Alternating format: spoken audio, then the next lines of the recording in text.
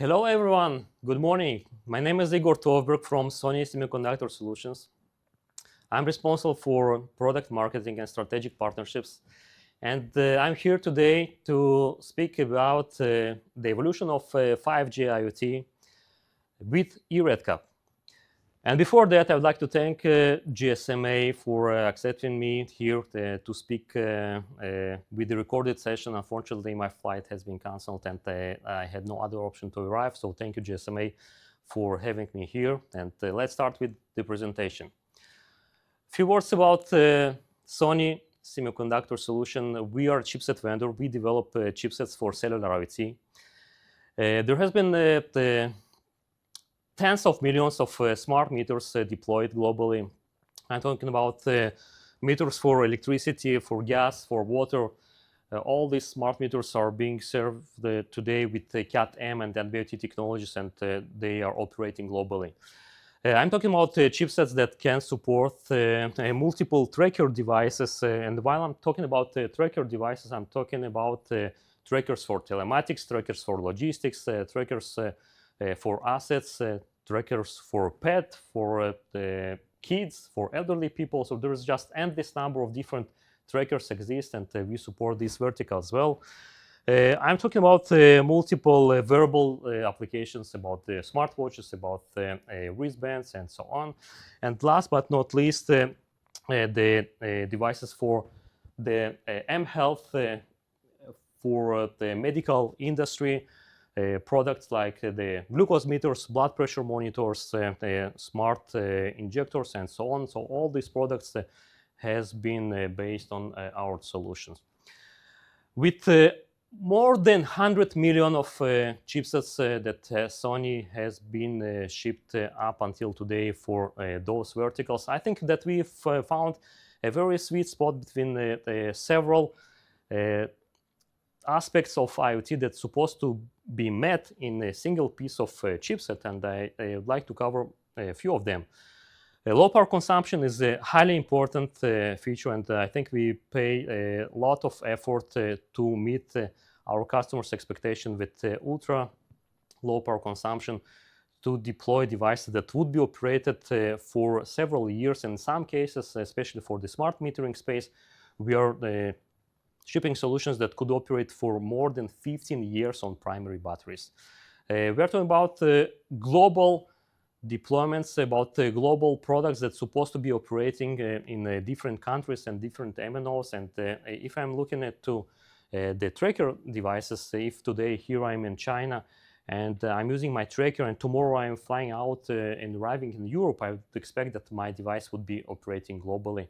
With no relation of the hardware components that I have in my front end. Cost is a highly important factor, and we are very much involved in the optimization of the entire product cost, not just about the chipset itself, but also about all the peripheral components of the products. And I think we have met the sweet spot of the price for IoT. In terms of the miniaturization, you probably know that IoT devices in many cases are small. And we have to ensure that our customers could fit very small modules, very small PCB inside of very small housing. So miniaturization is very important. We are active in pioneering the industry with the integrated SIM, which also brings an additional miniaturization, and some other functions that we have introduced already last year, and we're supporting that commercially today, is the NTN. This is the non-terrestrial communication that could be operated with existing chipsets for terrestrial devices together with NTN in the same product. And last but not least, we are talking about the global certification. The device is supposed to be certified, and this is the key for success for global deployments. Let's take a look into the global landscape of cellular technologies. I would break it down into three major parts. So let's start from the upper part of this chart. I'm talking about data rates of megabits per second. I'm talking about data rates that could reach up to gigabits per second. To be more precise, up to 2 gigabits per second that could be achieved with LTE Cat 20. And what is happening actually these days that all these high data rate devices are being transforming from the LTE, from 4G to 5G. And this equivalent category in 5G is called 5G. And our eMBB, this is the enhanced mobile broadband, which is equivalent to higher data rate categories of LTE. So this is the first part. The second part is more the simple applications, the devices that's supposed to consume much lower power, that's supposed to consume much lower data rates. And this part is served today by Cat M and by NB-IoT. I'm talking about sensor type of applications. I'm talking about metering devices. And this is something that has been deployed with 4G. And you may have noticed that there is no equivalent in 5G to support the same data rate with 5G, because the answer is very simple. There is no equivalent alternative for 5G to LTE and NB-IoT, and these two categories would exist throughout the 5G era towards 2040, 2045. And if I look at the next range of data rates, I'm talking about mid-cost, mid-size, mid data rate of applications that are being served today with Cat 1 and Cat 1bis. There is a transformation that will be happening later on, and this transformation is coming up to replace the Cat 1bis and Cat 1 to technology which is called 5G and our eRedCap.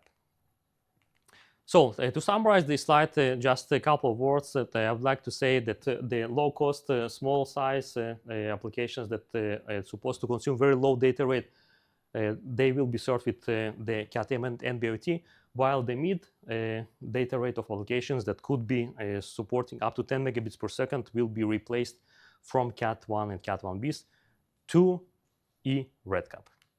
Okay, so a few words about RedCap and the eRedCap. And you may have heard about RedCap quite a lot in the past couple of years. This technology has been already deployed, and this technology, the RedCap technology, has been standardized already in 2022. So I guess that you have heard about it. There has been several trials that already started with RedCap. This technology can support up to 220 megabits per second. It serves multiple, I would say, mid to high range of data rates. The applications like the laptops, like the industrial routers, like the premium smartwatches and the tablets. So the applications that requires and deserves high data rates are supported today with the RedCap. On the other side, we have the eRedCap. So this is the category that has also been standardized and defined in the 3GPP back in 2024. There are expectations that these technology trials would be starting just in 2 years from now. So in 2026, 2027, there will be network trials already ongoing with eRedCap technology. And there are several differences from eRedCap to RedCap. And let's start with the data rate. So if I mentioned that 220 megabits per second that could be supported with the RedCap, with the Cat 1 alternative, the eRedCap can support up to 10 megabits per second. This is what we are trying to achieve with the replacement of Cat 1 and Cat 1bis. In terms of the effective bandwidth, we are talking about 5 megahertz versus 20 megahertz with RedCap. We are talking about only single antenna with the eRedCap, while the RedCap requires more antennas, from 2 to 4 antennas, MIMO, and the overall cost of such RedCap-based solution is higher. And if I would compare the RedCap to existing devices based on LTE, based on 4G, we may sum up that as a Cat 4 equivalent range of costs for RedCap devices, which is expected in future. While with the eRedCap, we are expecting that there will be several use cases served that requires voice and video, the application that requires up to 10 megabits per second, and with the price point that is supposed to be affordable, which is equivalent to Cat 1 today. So the big question is why eRedCap?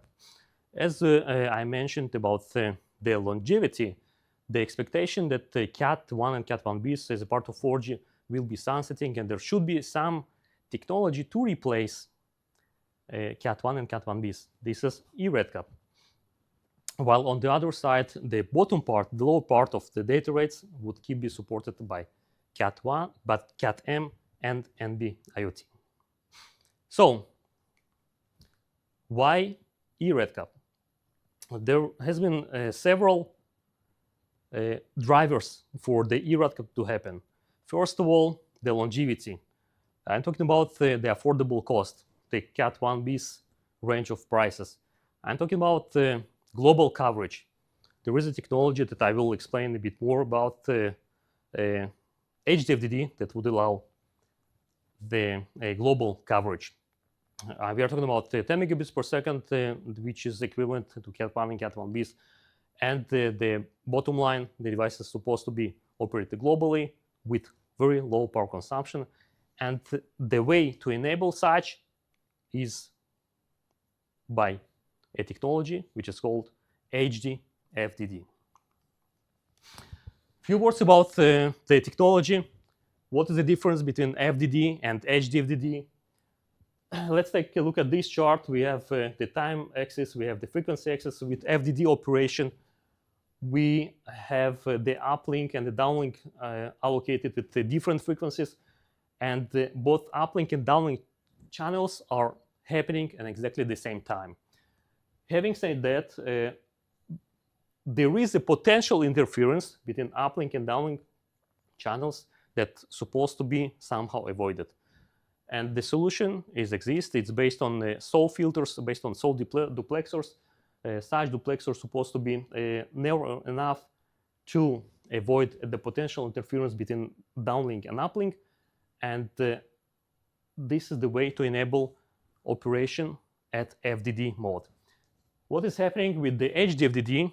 You may find some similarity. Also in HD-FDD, we have two allocations for frequencies. One frequency is for uplink, one is for the downlink. But there is a major difference. The uplink slot and the downlink slot are not happening at the same time. With that, we are actually eliminating the needs for the filters. So such filters are not needed anymore because there is no need to avoid interference, because such interference could not be happen. So if you look at this slide, we have two modules, two architectures. The first one is based on FDD with multiple filters allocated for dedicated bands that's supposed to be supported by different operators. Such design can be operated potentially globally. Well, for this particular example, I have about 12 different filters. Means we are able to operate at 12 different bands. And if I look at the HD-FDD design, you can see it's physically significantly smaller. It's much simpler. This design enables global operation. This design provides much higher sensitivity because of no need of all these filters and duplexers in the lineup. We improve significantly the power consumption of the device, and also the thermal management of such HD-FDD-based design is being improved. And if you look at the real module, so this module is the FDD-based solution. This is a device that has several duplexers. It could be operated globally in exactly the same way as you've seen in the previous slide, while the target is to transform from this large and complex design into that one that could fit roughly in the size of 10 by 10, 12 by 12 millimeters modules, and will reach the three factors that we have set to ourselves previously: low cost, small size, and low power consumption. With that, I'd like to summarize and to conclude my presentation today. We discussed about the eRedCap technology. The HD-FDD is a significant factor to enable the few of the factors I have listed as the power consumption reduction, as the size reduction, cost reduction, miniaturization, and as I said, HD-FDD is a key. With that, I would like to invite you to join us to embrace the revolution of IoT with the eRedCap technology based on HD-FDD alongside with CAT-M and NB-IoT for LPWA. Thank you.